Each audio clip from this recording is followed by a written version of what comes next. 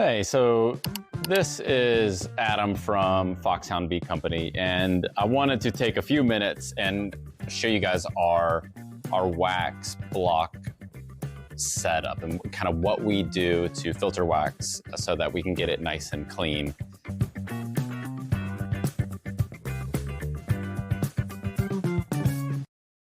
So this is our wax melting tank that we use. We used to use an old Maxant honey bottling tank, but we turned that into a wax tank, but it's for clean wax. And this is what we use for kind of some dirty wax. So this is what we'll get. We'll use our wax from our bees, but then we'll also buy wax in like this. And this comes in these big 45-pound blocks.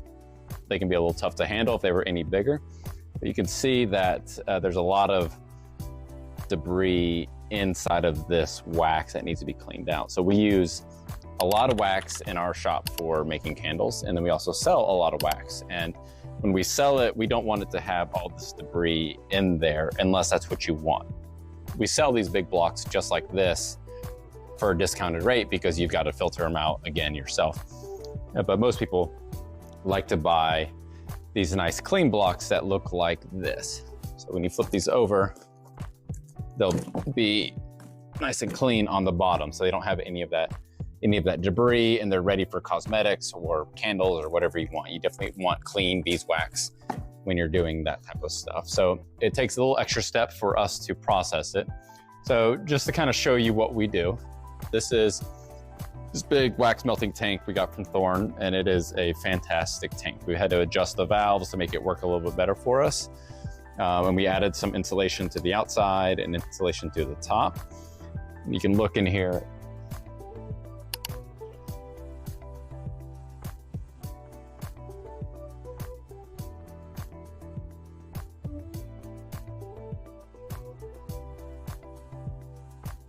We have a pretty low voltage or low amp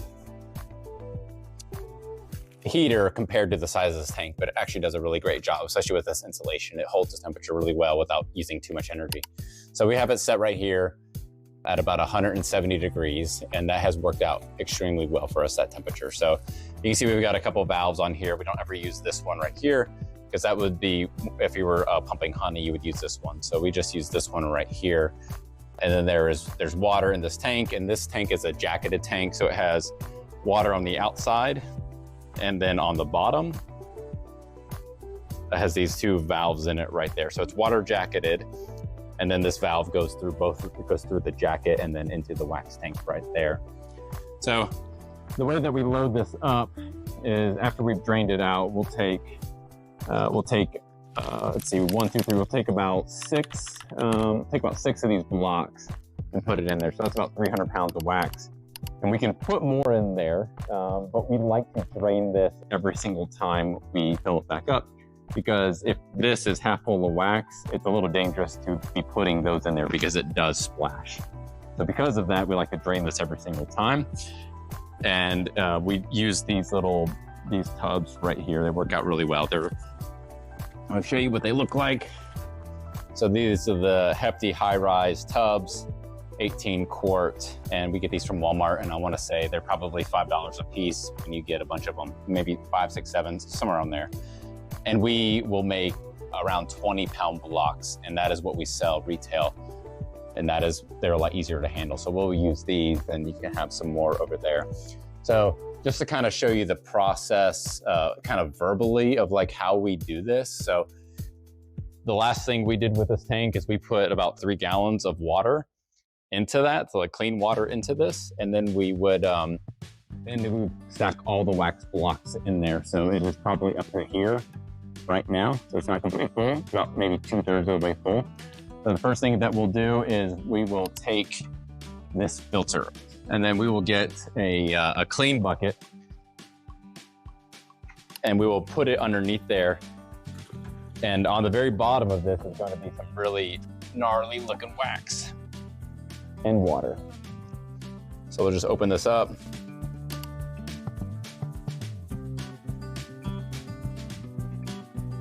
This will just be all water. And then when we get past like 3 gallons or so, then it will start turning into wax. But what's happening is all that dirty sediment that was on the bottom of those wax blocks is now at the bottom of this tank. So it settles, that wax, the water settles to the bottom, and with it settles all that debris. And so what comes out when we do this cleaning out is all that dirty water, all that debris, and then we do it until we get probably about 2 inches of nice clean wax. And then we set this off to the side, let that wax harden, and then we will clean it off the next day. So this is what came off earlier. So you can see all that debris right there. So we'll scrape that down into the trash can, and then we'll put this block back in there and run it through. So here's a smaller one that we did that was in a square bucket.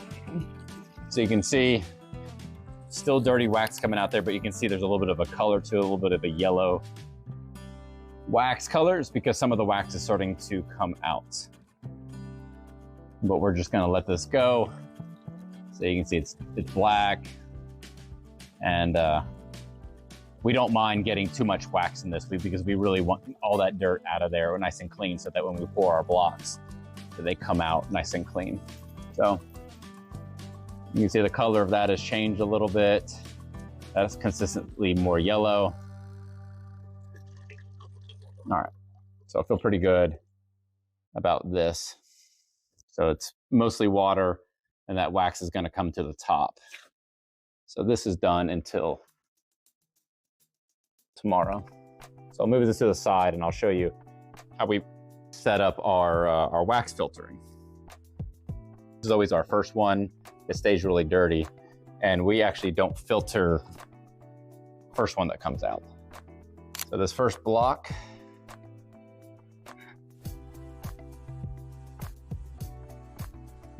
so the reason that we don't filter this one is because there's still gonna be a lot of dirt, and we don't want to fill up our filter with dirt right away. So these are the filters that we use. I actually used to use these in the food business when I used to do that as a career as oil fryer filters.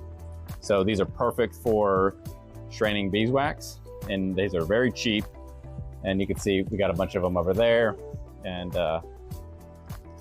we'll just use this little cone filter to clean out our wax. All right, so this one,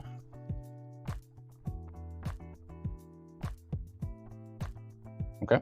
So now we'll set this one off to the side, and then we'll start actually like filtering our honey. All right, so at this point, it is a production for draining this out. So it's good to be organized, and I'll show you guys what we do to set this up. So this is just a little block to help us hold our filter. So we have this tank sitting on pallets. So we have this built so that we can hold this filter up above the tub. So we have this set up, and we've already drained our first, drained the water out, the debris out, and then also about probably 5 pounds of wax, 10 pounds of wax, something like that out of it into a bucket. And then we've also drained our very first bucket without using this filter. So we use this filter for all the clean wax that we'll sell in the shop or ship out or use for our own candles. So we'll take our tub, put it right here. So we'll open this up, and we'll get nice clean wax out of this. It'll go through the filter. And it probably takes maybe 4 or 5 minutes to get all of it, to get about 20 pounds of wax.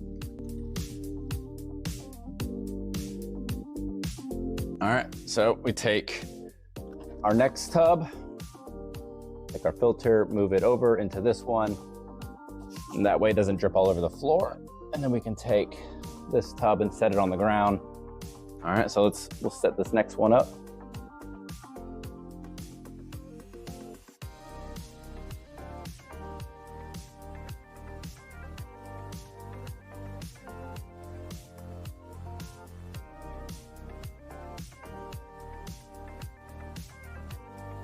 So there's dirty water that comes all the way to there, and there's that line right there is the wax.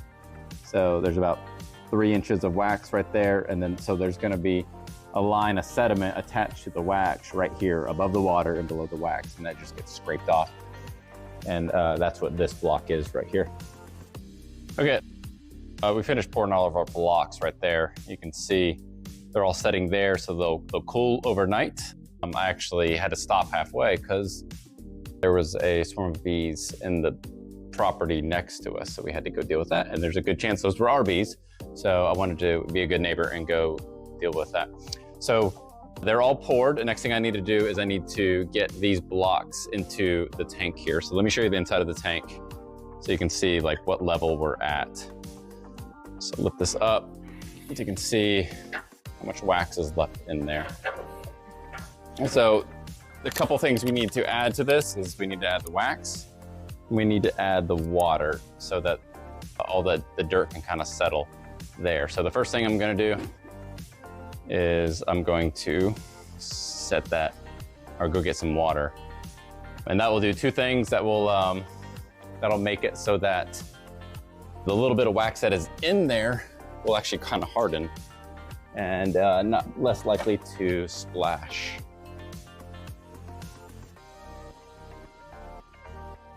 I got 5 gallons of clean water here.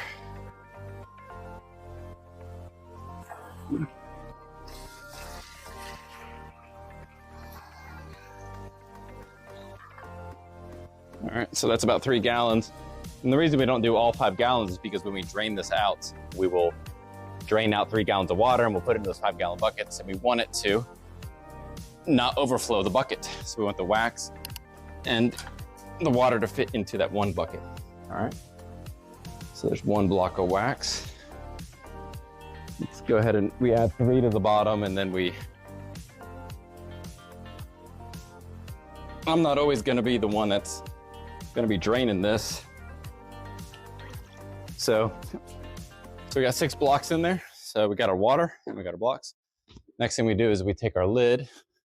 You can see that's pretty full, and each one of those blocks is just under 50 pounds. Insulated lid goes on, and our specially designed weights that evenly hold the insulation down. All right, so that job is done and everything will set. And you can see there's our bucket that we poured off. First thing, water on the bottom, wax on top. And then there's our first dirty pour, and then all these other ones will be nice and clean on the bottom and ready to go.